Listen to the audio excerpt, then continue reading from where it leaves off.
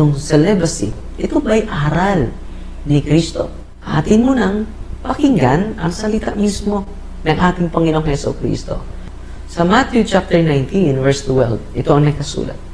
Sapagkat may iba't ibang dahilan kung bakit may mga lalaking hindi makapag-asawa.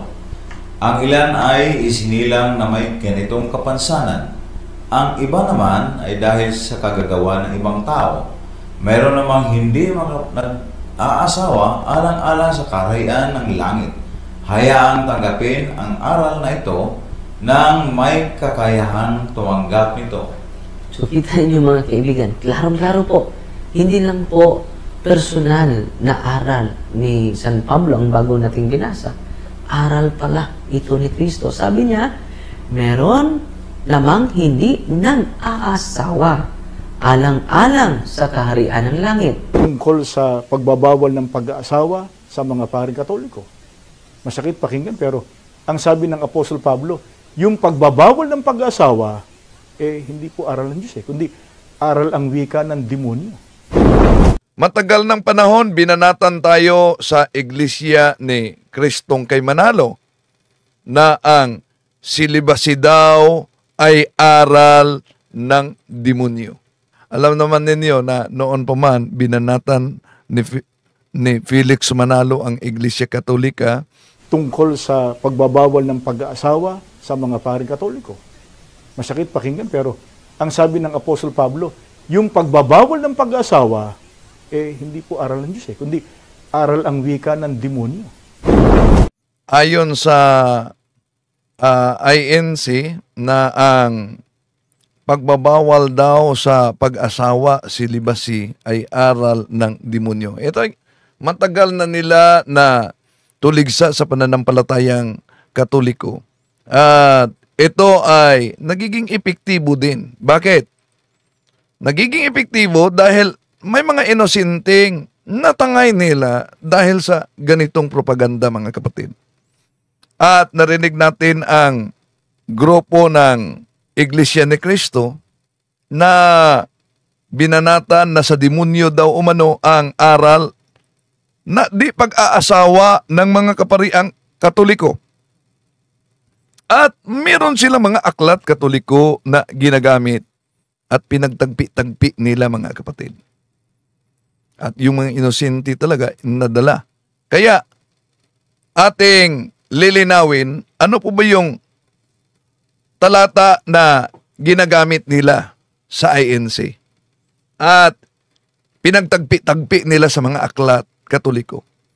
Bakit sinabi nila na ang celibacy, na sabi ni dating Pangulong Rodrigo Duterte dapat tanggalin umano, at ayon sa Iglesia ni Manalo, etong celibacy ay aral umano ng demonyo. Kaya sasagutin at lilinawin natin, mga kapatid, itong paboritong tuligsa ng Iglesia ni Kristong Tatang ni Felix Manalo sa Santa Iglesia Katolika, kaugnay sa buhay ng ating mga kaparian at sa ating mga kamadrian sa tinatawag na celibacy, ang di pag-aasawa na ayon sa kanilang tuligsay sa demonyo yan. Sa demonyo daw. At alam nyo ba, para lang patunayan nila, mga kapatid, ang kanilang akusasyon na madalas nilang ginagamit ang talata sa Biblia pero out of context. Anong talata na ginagamit nitong mga ministro ni Felix Manalo? Ito, mga kapatid, pansinin ninyo ang talatang ito. Ito ang ginagamit ng mga ministro ni Felix Manalo. Unang Timoteo Kapitulo 4, versikulo 1, ituloy sa 3. Ang ginagamit natin ang dating Biblia. Ngunit hayag na sinasabi ng Espiritu na sa mga huling panahon, ang iba'y nagsisitalikod sa pananampalataya at mga kikinig sa mga espiritong mapanghikayat at sa mga aral ng mga demonyo na ipinagbabawal ang pag-asawa at ipinag-uutos na lumayo sa mga lamangkati na nilalang ng Diyos upang tanggapin na may pagpapasalamat ng mga nagsisampalataya at nakakaalam ng katotohanan. Yun ang ginagamit nila na talata, mga mahal na kapatid. At alam niyo, para pagtagpi-tagpiin yan ng mga ministro ni Felix Manalo, may aklat katoliko sila na ginagamit. Ano yung aklat na katolikong ginagamit nila? Ito po, pakinggan ninyo. Ang pamagat nito ang pananampalataya ng ating mga ninuno. Ang aklat na ito ay sinulat ng Kardinal James Cardinal Gibbons. Siguro po, pinakamaganda, ipakita natin yung mismong larawan ng kardinal doon sa first page nung nasabing aklat. Etong kanyang larawan, tinagalog po ito ni Rufino Alejandro. Meron po itong mga kaukulang pagpapatibay. May nihil obstat, may imprimatur, makatwid, official na aklat ito ng Iglesia Katolika. Opo. Ang babasahin po natin ay pahina 396. Ang disiplina ng Iglesia, ang tinutukoy, Iglesia Katolika, ay ipinatupad buhat pa sa pasimula sa pamamagitan ng pagbabawal sa mga saserdote. Ang tinutukoy ng saserdote, mga pare, na mag-asawa pagkatapos na sila'y maordinan. Yan. Ginagamit nila ang aklat katolikong ito, mga kapatid, na pinagtagpi-tagpi nila dahil ayon sa nakasulat sa unang Timoteo Kapitulo 4, versikulo 1, ituloy sa 3, ngunit hayag na sinasabi ng Espiritu na sa mga huling panahon, ang iba'y nagsisitalikod sa pananampalataya at nangakikinig sa mga espiritong mapanghikayat at sa mga aral ng mga demonyo na ipinagbabawal ang pag-asawa. At sino daw umano ang nagbabawal sa pag-asawa?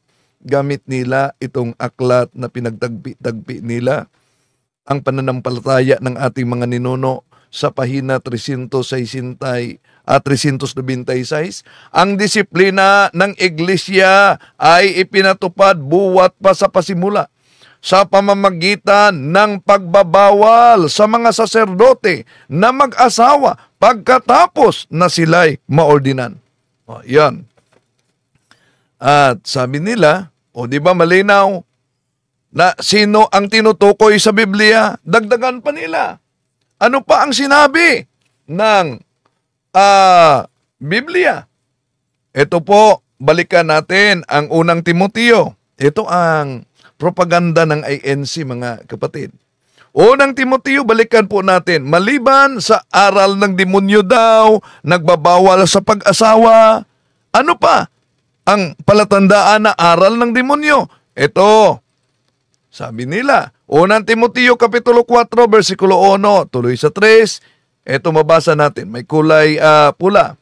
Ngunit hayag na sinasabi ng Espiritu na sa mga huling panahon, ang iba'y nagsisitalikod sa pananampalataya at nangakikinig sa mga espiritong mapanghikayat at sa mga aral ng mga demonyo na ipinagbabawal ang pag-aasawa at ipinag-uutos na lumayo sa mga lamangkati. Ipinag-uutos na lumayo sa mga lamangkati. Ibig sabihin, hindi kakain ng anumang lamangkati o karne. Ang tanong, sino po bang katuparan diyan na may utos na hindi kakain ng anumang lamangkati o karne? Gagamitin po nila, mga kapatid, ang aklat katoliko na ang pamagat ay siya ang inyong pakinggan. Ang aral katoliko na ang may akda ay si Father Enrique Dimond, isang SVD. Ito po ang mabasa natin sa pahina 139. Ang ikalawang utos sa Santa Iglesia Katolika ang mag-ayuno at huwag kumain ng anumang lamangkati o karne sa mga araw na ipinagbabawal niya. So, sasabihin ng mga ngaral sa iglesia ni Felix Manalo, mga kapatid. Di po ba?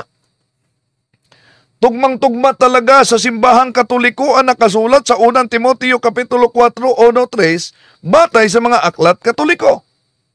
At maliban dyan, gagamitin nila itong isang aklat pa para mahikayat talaga yung mga inosente. Ang pamagat, hindi ang lahat, dili ang tanan sa Cebuano, na ang may akda ay si Attorney Teopilo Tamulak. Sa pahina 131, aaminin ko na ang mga demonyo ay nasa loob ng simbahang Katoliko. So gagamitin nila. Di po ba? Inaamin sa aklat Katoliko. Ito, may imprimatur ni Cardinal Vidal. Aaminin ko na ang mga demonyo ay nasa loob ng simbahang Katoliko. Pero pinutol po nila yan, mga kapatid. Mag-ingat. Ang nakasulat kasi diyan ay aaminin ko na ang mga demonyo ay nasa loob ng simbahang Katoliko. Dahil, anong sabi? Ang mga demonyo ay sumusunod sa mga taong banal. Hindi ito pupunta sa kanilang simbahan. Dahil, yun ang nakasulat. Pinuputo lang nila, mga kapatid. Kaya mag-ingat na sa ganitong propaganda ng mga kapatid natin sa ibayong pananampalataya. Balikan natin. Kung ang di pagkain ng karne ay bawal, ay sa demonyo na mga mahal na kapatid. Ang tanong, si San Pablo ba, may pagkakataon ba na hindi siya kumain ng karne? Sisilipin natin ang mabasa sulat ni San Pablo. Kaya nga out of context ang paggamit nila sa 1 Korinto 8:13, ito mabasa natin. Kaya nga, kung dahil sa pagkain ay itinutulak ko sa pagkakasala ang aking kapatid, hindi na ako kakain ng karne upang hindi siya magkasala. Ano daw? May pagkakataon na si San Pablo di kakain ng karne para hindi magkakasala. Pero mag-ingat, mga kapatid, dahil sasabihin ng mga ministro sa kanilang propaganda sa TV, sa radyo, ano po bang nangyari ngayon, mga kapatid? Sa sinasabing Katoliko na may taglay aral sa silibasya na ayon sa Biblia, aral daw ng demonyo. Kaya anong nangyayari sa mga kaanib ng simbahang Katoliko? Babalikan po natin ang aklat pananampalataya ng ating mga ninuno na ang may akda ay si James Cardinal Gibbons. Sa pahina 30, ito po ang pahayag ng otoridad Katoliko. Ito po yung ginagamit nila. Kaya marami talagang mahikayat nila kung di nila alam ito, mga kapatid. Bakit? Ito ang nakasulat. Nalulungkot kaming ipagtapat na ang kabulukan sa moral ay malimit na nasusumpungan sa sinapupunan nito mga nagsasabing sila'y Katoliko. Di natin maipipikit ang ating mga mata sa harap ng katotohanang marami sa kanila ang di nabubuhay ayon sa ipinag-uutos ng kanilang iglesia, kundi bagkus nagiging sanhi pa ng kalungkot-lungkot na iskandalo.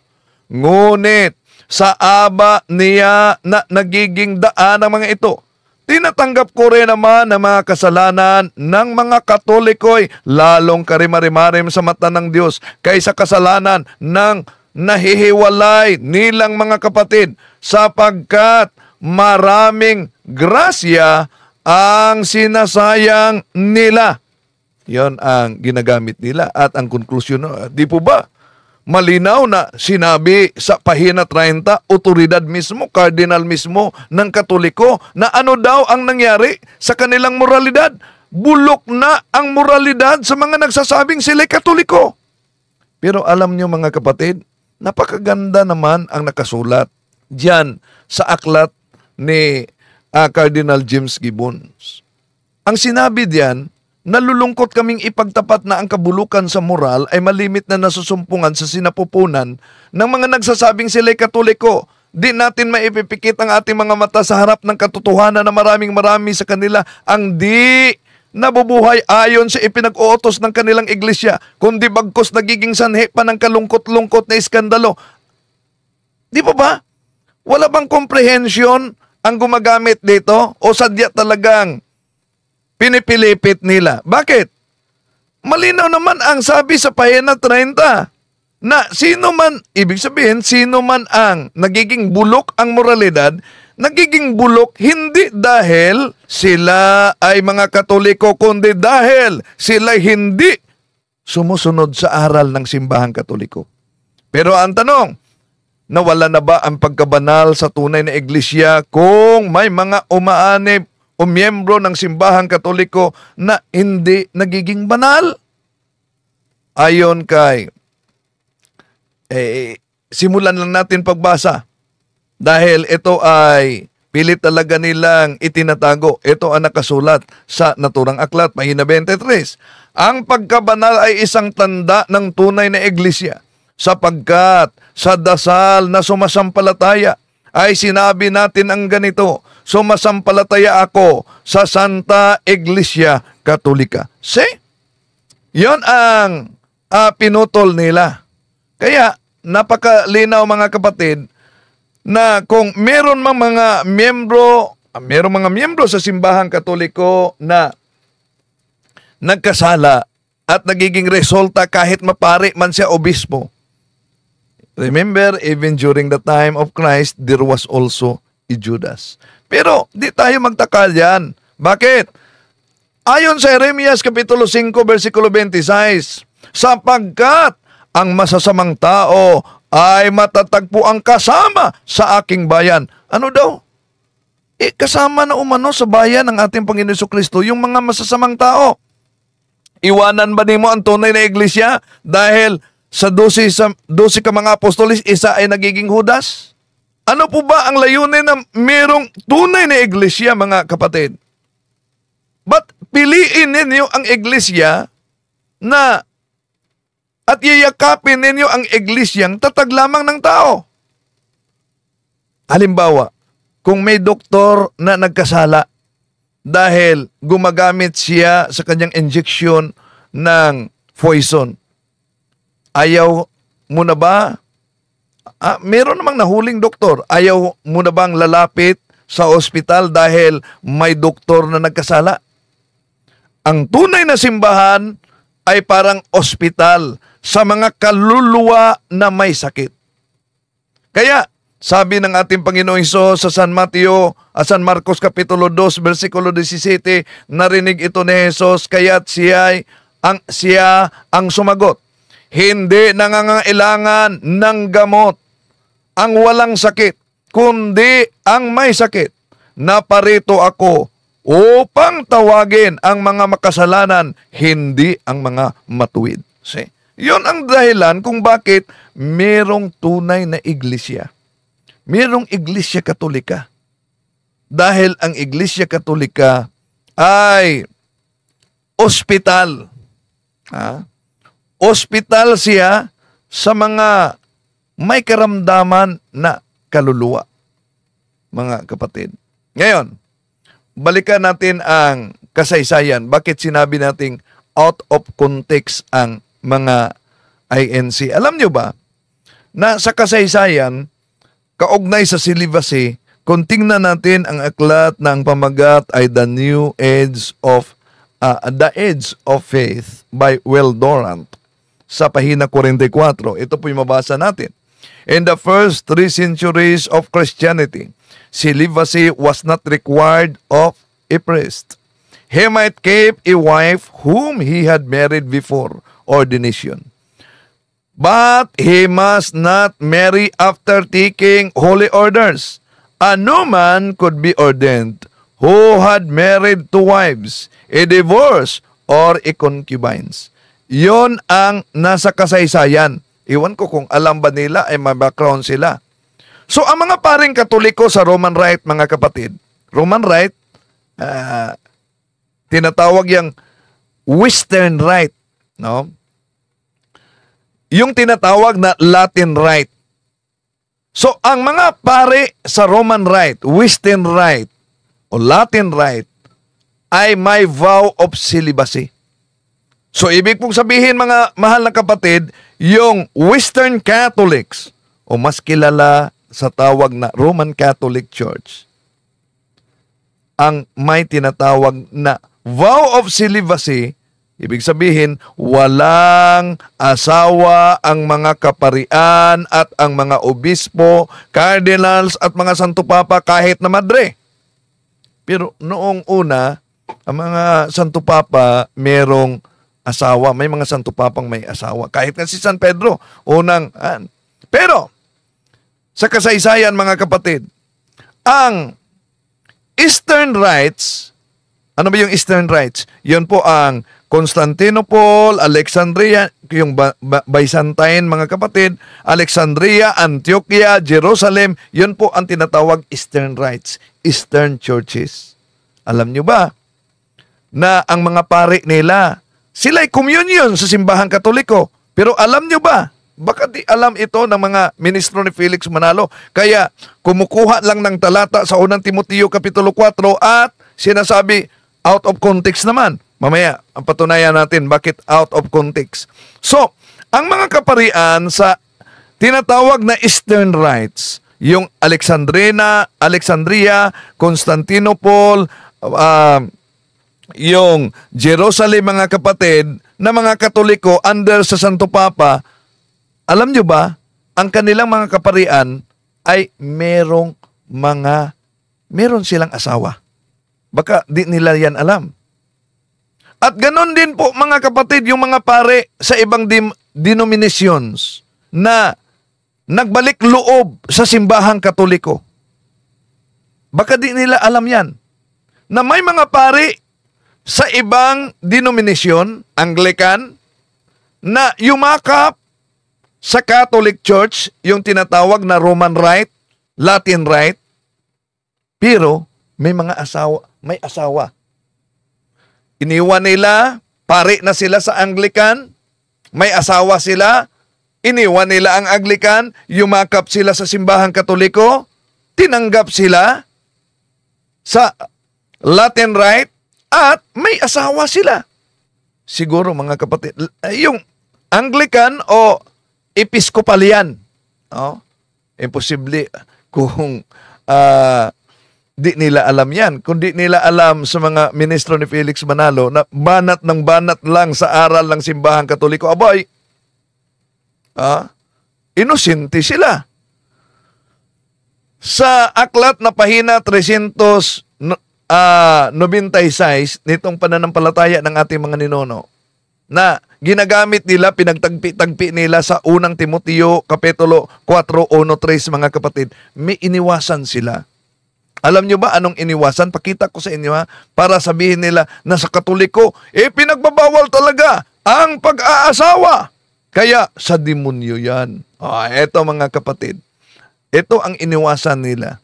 Sa pahina, balikan natin may karugtong, pahina 396 sa binasa nila. Ito, ng mga unang araw ng iglesia dahil sa kadalangan ng mga may bukasyon sa hanay ng mga walang asawa, ang mga lalaking may asawa ay tinatanggap sa pagpapari. Datapuwat, sila'y inuutosang mamumuhay ng hiwalay sa kanilang mga asawa pagkatapos na sila'y maordinan gaya ng ating mababasa sa iba't ibang kanon. Yun ang mabasa natin sa aklat na ginagamit. Alam nyo, lahat ng mga ministro sa Iglesia ni Cristo ay meron talagang mga aklat na ganito. Dahil sa kanilang pagtitipon, Katoliko ra talaga ang numero unong binanata nila gamit yung mga aklat na pinagputol-putol, pinagtagpi-tagpi nila. Ang kanilang ginagamit ay ang unang Timoteo Kapitulo 4, versikulo 1, ituloy nila sa 3. Na ang buhay na walang asawa sa mga kaparian, yung tinatawag na celibacy, ay sa demonyo daw. Pero alam niyo ba, na hindi pwedeng iugnay, ikonekta ang unang Timoteo Kapitulo 4, versikulo 1-3 sa Biblia sa sinasabing doktrina ng demonyo daw. Bakit? Basahin muna natin. Unang Timoteo Kapitulo 4, versikulo 1 hanggang 3. Ito po mga kapatid. Ngunit hayag na sinasabi ng Espiritu na sa huling panahon, ang iba ay nagsisitalikod sa pananampalataya at nakikinig sa mga espiritong mangpanghikayat at sa mga aral ng mga demonyo na ipinagbabawal ang pag-aasawa at ipinag-uutos na lumayo sa mga lamangkati. Yun ang ginagamit nila. Himay-himayin po natin mga kapatid. Una, kung tingnan ninyo ang footnote sa Douay Version Bible, sa unang Timoteo, ito'y iniiwasan nila. Dahil malinaw kung sino ang tinutukoy, kaya out of context sila, sino ang tinutukoy sa unang Timoteo, Kapitulo 4:1-3. Sa footnote ito kasi ang mabasa. He expects, si San Pablo ang tinutukoy dyan na nagpahayag tungkol sa mga Gnostics, the Marcionites, the Encratites, the Manichaeans, and other ancient heretics who absolutely condemn marriage and the use of all kind of meat. So, yun ang tinutukoy pala mga kapatid, yung mga Gnosticos. Hindi ang vow of celibacy. Dahil napakalinaw na ang layunin sa vow of celibacy, kung tingnan natin ang Catechism of the Catholic Church na aral ng Simbahang Katoliko sa pahina 1579, all the ordained ministers of the Latin Church, with the exception of permanent deacons, are normally chosen from among men of faith who live a celibate life and who intend to remain celibate for the sake of the kingdom of heaven. So, napakalinaw ang doktrina ng Simbahang Katoliko dito mga kapatid. For the sake of the kingdom of heaven. Hindi po, for the sake of the kingdom of demons. At, pansinin ninyo, dahil literal ang kanilang interpretasyon nitong Iglesia ni Manalo na binanatan palagi ang ating doktrina mga kapatid, sa paggamit nila sa unang Timoteo Kapitulo 4, versikulo 1 hanggang 3. Lalabas na, dahil literal, lalabas na ang di pag-asawa ay sa demonyo, lalabas na lilitaw na ang Panginoon ay nagturo ng aral ng demonyo. Bakit? Di ba nila alam ito? Jeremias Kapitulo 16:1-2. Muling nagsalita sa akin si Yahweh, at ang sabi, huwag kang mag-aasawa o kaya'y magkakaanak sa lupaing ito. O yan, utos yan mismo ni Yahweh. Huwag kang mag-aasawa, huwag kang magkaanak. Kaya dito malaman nating mga kapatid na hindi lahat ng pagbabawal na mag-aasawa ay saklaw sa talatang unang Timoteo Kapitulo 4, versikulo 1 hanggang 3 na ginagamit ng mga INC. Kaya kung bawal ang pag-aasawa, bakit may utos ang Diyos sa Jeremias Kapitulo 16:1-2? May dahilan niyon. Ganon din ang mga pare ng Simbahang Katoliko mga kapatid. Kung hindi sila nag-aasawa sa pamamagitan sa pagpili ng vow of celibacy, may dahilan yan. Anong dahilan yan? Si San Pablo ang nagsulat sa unang Timoteo Kapitulo 4, 1-3. Kung dahil literal ang interpretasyon ng mga ministro ni Felix Manalo, hindi pag-aasawa ay sa demonyo, ibig ba sabihin si San Pablo sa demonyo din? Bakit? Ito mabasa natin sa unang mga taga-Korinto 7:8. Ito naman ang masasabi ko sa mga walang asawa at sa mga biyuda. Mabuti pa sa kanila ang mananatiling walang asawa tulad ko. Ano si San Pablo? Mananatiling walang asawa tulad ko. Oye, kung ngayon, andi pag-aasaway sa demonyo para sa kanila. Si San Pablo, walang asawa. Sa demonyo na ba siya? Ayan, isip-isip naman mga kapatid, pag may time, di po ba, ano? Ano pa ang sabi ni San Pablo? Balikan natin ang sabi niya sa unang mga taga-Korinto, Kapitulo 7, versikulo 35. Ito po sabi niya, at ito'y sinasabi ko sa inyong sariling kapakinabangan, hindi upang alisin ko ang iyong kalayaan, kundi dahil sa mga bagay na nararapat upang kayo'y makapaglingkod sa Panginoon ng walang abala. So ano daw ang sinabi ni San Pablo? Bakit merong vow of celibacy? Malinaw ang sabi niya, upang makapaglingkod sa Panginoon ng walang abala. Pagkatapos, itong mga ministro ni Manalo, mga kapatid, sasabihin nila na ang di pag-aasawa ay sa demonyo. Dagdagan pa natin. Ang sabi ni San Pablo sa unang Korinto, Kapitulo 7, versikulo 32-34. Pansinin ninyo ang sinabi ni San Pablo. Nais kong mailayo kayo sa mga alalahanin sa buhay. Ang pinagkakaabalahan ng mga lalaking walang asawa ay ang mga gawaing ukol sa Panginoon. Kung paano niya mabibigyan ng kaluguran ang Panginoon. Ngunit, ang pinagkakaabalahan ng lalaking may asawa ay ang mga bagay ng sanlibutang ito. Kung paano niya mabibigyan kaluguran ang kaniyang asawa. Dahil dito, hati ang kaniyang malasakit.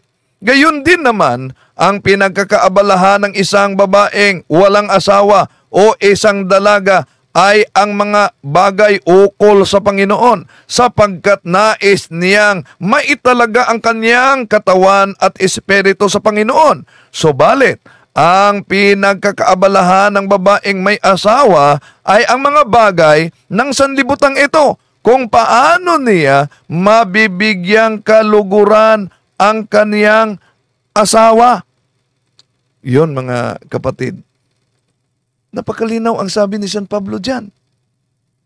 Pagkatapos sabi nila, sa demonyo andi pag-asawa, sa demonyo andi pagkain ng alamangkati o karne na ang sabi ni San Pablo.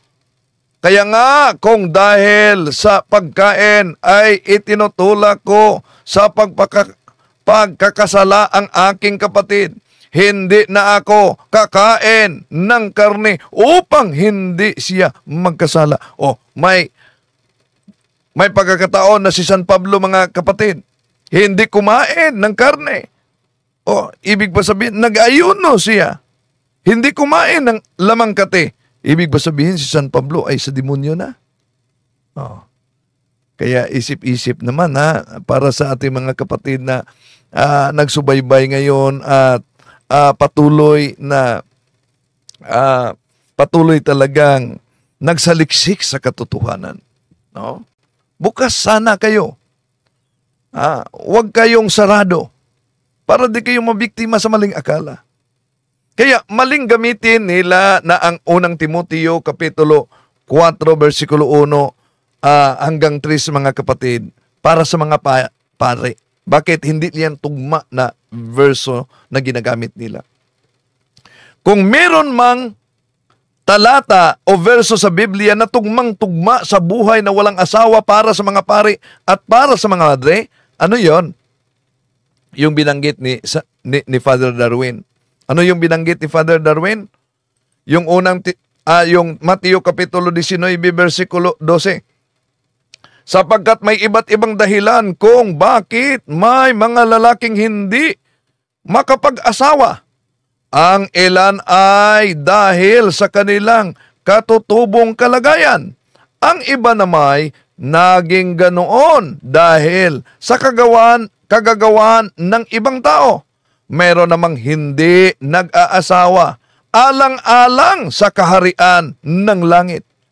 Dapat itong gawin ng taong nakaunawa sa katuruang ito. Ano daw? Iba't ibang dahilan. Bakit may hindi nag-aasawa ang iba umano hindi nag-aasawa, alang-alang sa kaharian ng langit. Sino ba ang katuparan nito? Alang naman mga pastor, may asawa sila. Kung gamitin natin ang salita ng Diyos, Protestant na salin, ito mabasa. May iba't ibang dahilan kung bakit may mga taong hindi nag-aasawa. Merong ipinanganak na may kapansanan. Ang iba na may sinadyang kapunin ng ibang tao. At ang iba'y pinili nilang hindi mag-aasawa alang-alang sa kaharian ng langit. Ang sinumang may kayang tumatanggap sa aral na ito, dapat niya itong tanggapin. O, pagkatapos sabihin nila, pahayag yan ng ating Panginoon Jesucristo. Pagkatapos sabihin nila, mga kapatid, na ang di pag-aasawa ay sa demonyo, anong layunin? Bakit may vow of celibacy na mabasa natin sa Biblia? Sabi ni San Pablo, nais kong mailayo kayo sa mga alalahanin sa buhay. Ang pinagkakaabalahan ng lalaking walang asawa ay ang mga gawaing ukol sa Panginoon, kung paano niya mabibigyan ng kaluguran ang Panginoon. Yon, napakalinaw mga mahal na kapatid, ang mabasa diyan sa Biblia. Kaya, tugma at tupad talaga sa mga pare ang talatang San Mateo Kapitulo 19, versikulo 12. At ang unang Korinto Kapitulo 7, versikulo 32. Palpak ang INC na gumagamit diyan. Bakit? Di po ba?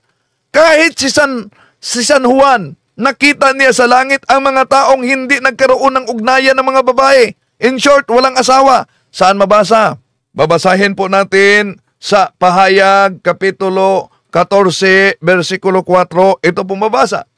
Ito ang mga lalaking nanatiling malinis at hindi nagkaroon ng anumang kaugnayan sa mga babae. Sumusunod sila sa kordero saan man sila magpunta. Sila'y tinubos mula sa buong sangkatauhan bilang mga unang handog sa Diyos at sa kordero. Ano daw ang mabasa natin sa naturang talata, mga kapatid? Mga lalaking hindi nagkaroon ng anumang kaugnayan sa mga babae. At sila daw ang sumusunod sa yapak ng ating Panginoon Jesucristo. Ibig sabihin, walang asawa. Pinili sila mula sa mga tao para maging handog sa Diyos. Ang tanong, sino ang mga yon? Hindi pwedeng mga pastor yan. Dahil ang mga pastor, mayroon silang asawa, may mga anak sila. Hindi pwedeng mga ministro ni Felix Manalo yan. Dahil ang mga ministro ni Felix Manalo, mayroon silang mga asawa. So therefore, may kaugnayan sila sa mga babae. Sino ba yan? Walang asawa. Kundi, ang mga pare ng simbahang Katoliko, mga kapatid. At kung ating isa-isahin ang ginagamit ng mga ministro sa talata sa unang Timoteo Kapitulo 4, versikulo 1-3, ito ang nakasulat. Ngunit hayag na sinasabi sa Espiritu na sa mga huling panahon, ang iba'y nagsisatalikod sa pananampalataya. Ano daw? Sa huling panahon. Ang tanong, kung sinabi diyan na sa huling panahon, alang naman ang Katoliko ang tinutukoy diyan. Una, sinasabing some. Ibig sabihin, ang ilan. Gayong napakarami, nakaanib sa simbahang Katoliko, hindi lang ilan sa buong mundo. At hindi lang yan. Anong sinabi sa konteksto? Ilan ay tumatalikod sa huling panahon. Iyan lang naman ang simbahang Katoliko ang tinutukoy sa tinatawag na later times o huling panahon. Gayong ang simbahang Katoliko, kung tingnan natin ang aklat The New Book of Knowledge Encyclopedia, mga kapatid, ano po ba ang nakasulat sa The New Book of Knowledge Encyclopedia? Ito po ang ating mabasa. The Roman Catholic Church started its history in Jerusalem 2,000 years ago as the original disciples of Christ gathered in the upper room waiting for the Holy Spirit to come. The day in which the Holy Ghost came in the birthday of the Catholic Church. Kaya mga mahal na kapatid, ating sinagot ito dahil alam niyo naman, paulit-ulit ito na tuligsa ng ating mga kapatid sa iba yung pananampalataya. At alam nyo na, ang kasinungalingan, pag ito'y palaging inulit-ulit, magmukha talagang parang katotohanan, lalo na sa ating mga kapatid na kulang ang kaalaman.